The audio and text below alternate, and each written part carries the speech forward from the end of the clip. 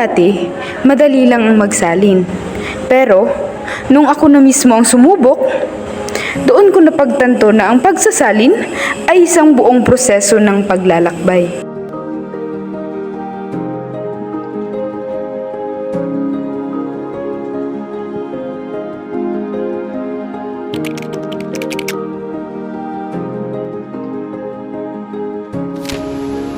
Una kong ginawa, pumili ako ng tekstong nais kong isalin.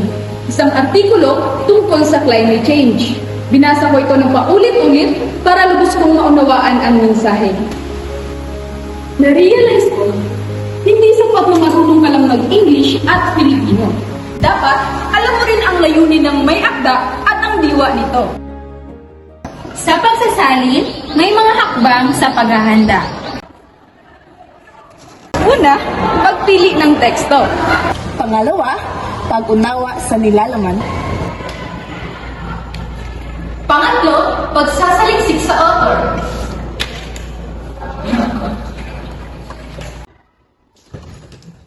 Pang-apat, pagtukoy sa layunin. Panglima, pagkilala sa target audience. At panghuli, pagpili ng teorya sa pagsasali.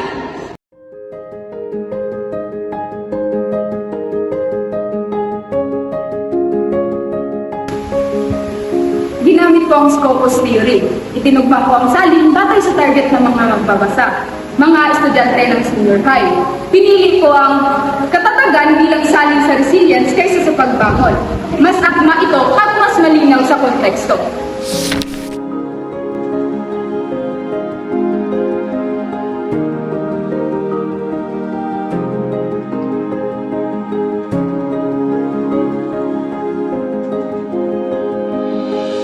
Pinili ko ang ikalawang version kasi mas natural itong pakinggan para sa mga magbabasa.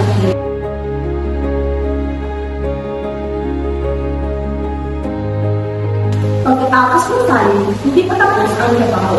Sinuri ito bakal sa kahulugan, estruktura, diwa at akmamay ko sa audience. Mahalaga na lang magpuputiyang pagbansa. Bawat letra at baybay ay kailangan ng skill. Mula sa paghahanda, aktwal na pagsasalin, hanggang sa evaluasyon. Ang salin ay hindi lang tungkol sa mga salita. Ito ay tungkol sa diwang nais ipabot. At sa prosesong ito, mas naging malapit ako sa parehong wika at sa sarili kong pag-unawa.